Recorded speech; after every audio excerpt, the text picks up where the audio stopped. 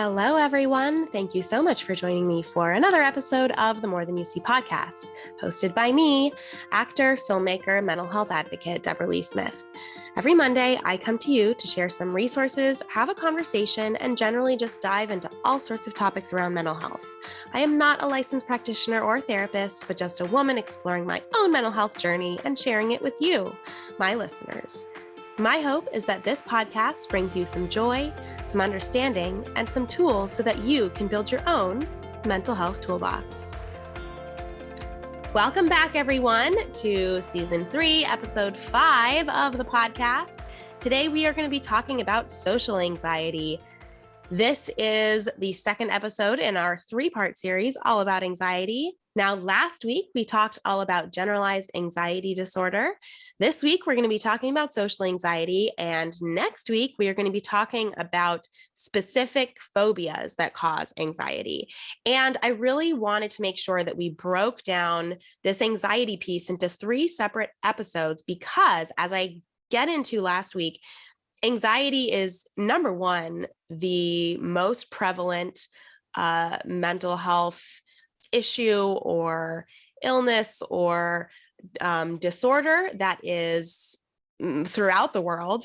And it also is, I think, very misunderstood. And that's kind of where I want to start today, because specifically social anxiety is something that I think can be very strongly misunderstood. People think that they have social anxiety because they maybe are more of an introvert or don't like being in social situations or are afraid to talk to people. And while that can be a symptom of social anxiety in itself is actually a diagnosable disorder, just like generalized anxiety disorder or depression or, anything else like that. So social anxiety is a disorder. And I'm going to start with a definition specifically about social anxiety. And then we're going to talk about why it's different than just being uncomfortable in social situations and what are some tools that you can use if you experience social anxiety. But I think it'll also just be very useful tools for anyone who has any kind of discomfort around social situations, which, hello, folks, that definitely includes me. And so I'm going to share one of my go-to tips, one of my rules that I made for myself years and years ago when I first moved to LA, because of course, being in LA, being an actor, being in the creative entertainment industry, meeting people and being a part of a larger community is kind of one of the biggest parts of the job. And it's actually something that brings me so much joy. And I love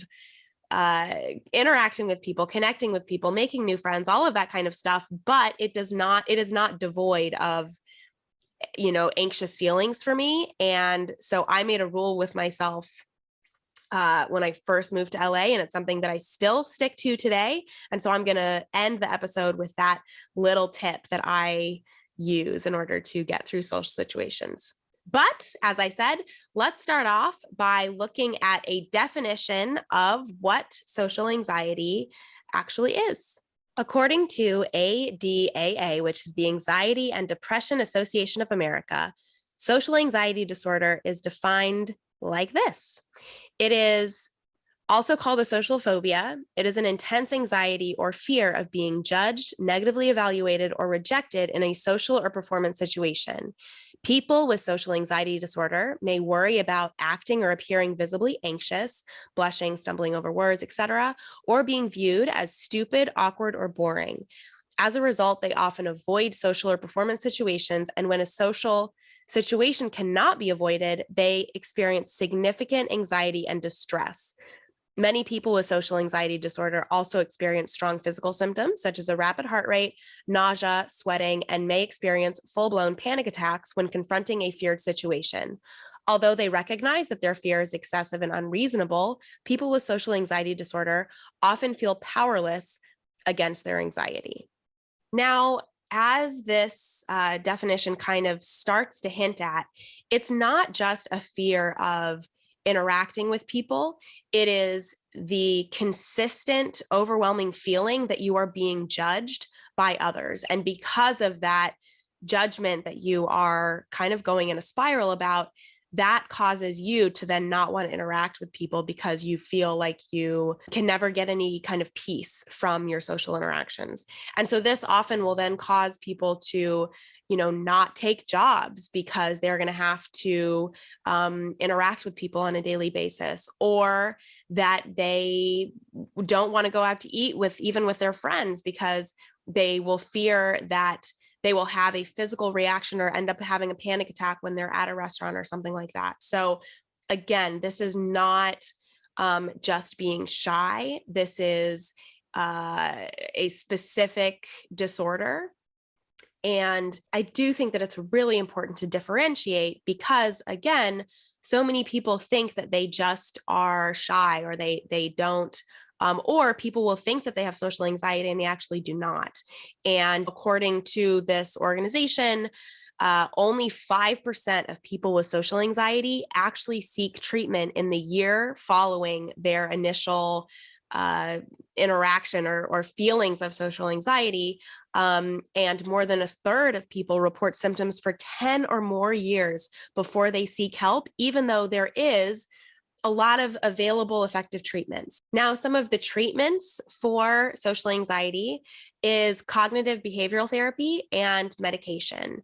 And just like all of the other different types of mental health disorders, mental illness, it's of course so important to not just medicate or look at just one aspect of the disorder and one way of looking at, seeking treatment. But this is why, if you go to a therapist, they will be able to actually diagnose you as having social anxiety by giving you basically a test. And so they'll ask you a bunch of questions, just like you can with like depression or ADHD or OCD, all of those, different types of disorders. Now there's basically these questionnaires that you can go to your therapist and they can talk you through it and determine whether or not you actually have this disorder that you potentially might think that you do, and therefore what the proper treatment could potentially be.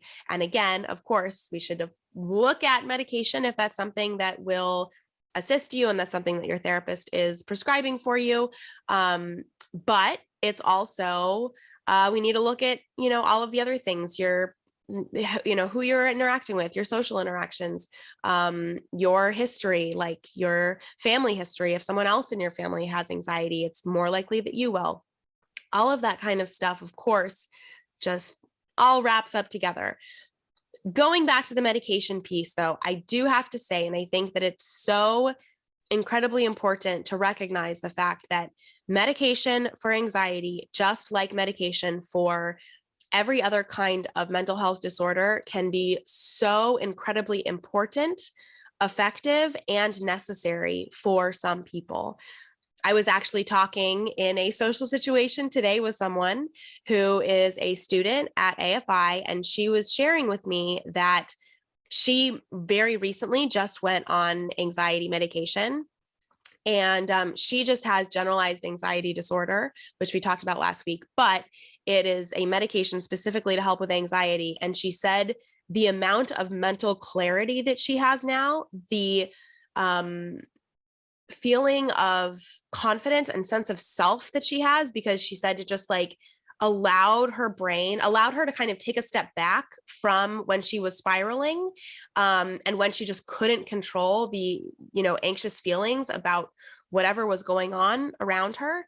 And that this medication has really allowed her to kind of separate her, parasympathetic nervous system and her brain and kind of like look at what's going on without being completely overwhelmed by the situation.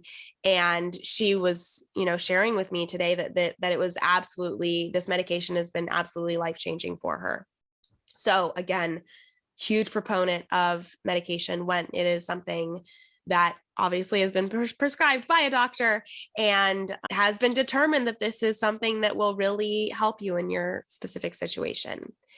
Now, let's talk about just like general shyness, which is also, kind of related to social anxiety in the fact that most people who are uncomfortable in social situations will feel like they have social anxiety, and that's not actually correct. So let's look now at what you can do if you are just uncomfortable in social situations. Of course, I do think self-awareness is huge when it comes to this. It's so important to know if you are someone who gets overwhelmed by large crowds, loud music, lots of people. Like if you're someone who likes only hanging out with 3 people versus 50, that's very important to know about yourself. And that's where that self-awareness can really, help you succeed, help you thrive in social situations if you know that about yourself. Now, while you build more awareness around what you like and don't like in social situations, and potentially, challenge yourself and put yourself in uncomfortable situations, or something that maybe you would have perceived as uncomfortable as far as like, going out and meeting new people or anything like that, I want to leave you with this one little tip. And as I said, this is something that I started doing with myself about 7 years ago when I first moved back to LA. And it has helped me in an insane amount. So if I am entering a social situation where like I don't know anyone, I'm at some kind of industry event, number one, if I walk in and immediately feel myself have anxiety kind of like course through me, and if this is something that you've felt, I'm sure that you understand what I mean. In fact, that like you walk into a room and you just immediately feel like frozen. It's kind of like someone like cracked an egg on top of your head, and it just like the feeling just kind of spreads throughout your body of just like, oh shit, what do I do? The first thing I'll do is I'll go to the bathroom. And for me, that's just like a safe space. I will go, I will stand in the bathroom, I will look at myself in the mirror, and I will just honestly like kind of talk to myself and be like, Deborah, you got this. You're fine. This is this may be a little scary, but you're not actually in harm's way. This is going to be a good experience for you. And then I make a little promise with myself, and I kind of talk to myself again in the mirror, and I just say, okay, Deborah, all you have to do is talk to 3 people. That's it. Talk to 3 people. And it could be that I talk to one person in the bathroom and I say, like, hey, I love your sweater. It could be that I go up to the bartender and, order a drink. That counts. That is one person that I've talked to. So I just always make a challenge with myself that I'm going to talk to 3 new people. I don't put any restrictions on myself. And after I've talked to those 3 new people, if I want to leave, I give myself that permission. And I have really found that whenever I kind of give myself that rule, I actually end up staying longer, talking to more people, feeling more comfortable, because it kind of just encourages me to, again, get out of my comfort zone and just be like, hey, I'm going to say something kind to 3 new people. And if that turns into a conversation, great. If it doesn't, then I allow myself to go home and cuddle up with my dog and watch TV and eat popcorn. So I hope that that's something that maybe some kind of tool that you can bring whenever you are going into a social situation that potentially makes you uncomfortable. Again, this is different than social anxiety. Social anxiety, again, is more the traumatic fear of other people judging you. It's not as much the interaction, because someone with social anxiety could go into a social situation and not even talk to anyone and still feel an overwhelming sense of fear and overwhelm and just feeling uncomfortable in that situation. And so that's more social anxiety versus, just being shy. And I think the final tip that I'll leave you with is something that I've learned as an actor, is to sometimes just voice how you're feeling to someone. So I have before gone up to the bar, grabbed a drink from the bartender. And if there's not that many people around or whatever, I'm not bothering the bartender or the person standing next to me at the bar or whatever. And I'll just voice it and say like, man, I don't know anyone here tonight. Like that's a little weird or something. Or I'm feeling a little uncomfortable. I don't know anyone in here. And more often than not, just like voicing that anxiety that I'm feeling, number one, kind of like takes away the power from that anxiety. A friend reminded me the other day about the fact that anxiety and or like nervousness and excitement is actually fires in the same place in the brain. So sometimes that, anxiety is also just like tinged with excitement. And again, I'm talking about just like shyness, not social anxiety. But I think that it's really, it kind of voicing how you're feeling just kind of takes away the power from that feeling. And it also, again, is just a potentially good way to strike up a conversation with someone. I think that it's just so important to remember that you and everyone around you is experiencing all sorts of different feelings. And you don't know if the other person that you're talking to is also feeling the same kind of nervousness that you are. I think that that's why continuing to have conversations about anxiety, depression, mental health in general is just so valuable, because it's just showing that we really are all more than you see. I want to thank you again for listening to this episode. Tune in next week where we're going to talk all about specific phobias as related to anxiety. Please be kind to yourself this week. And remember, you and everyone around you is more than you see. Thank you so much for listening. I will catch you again next week.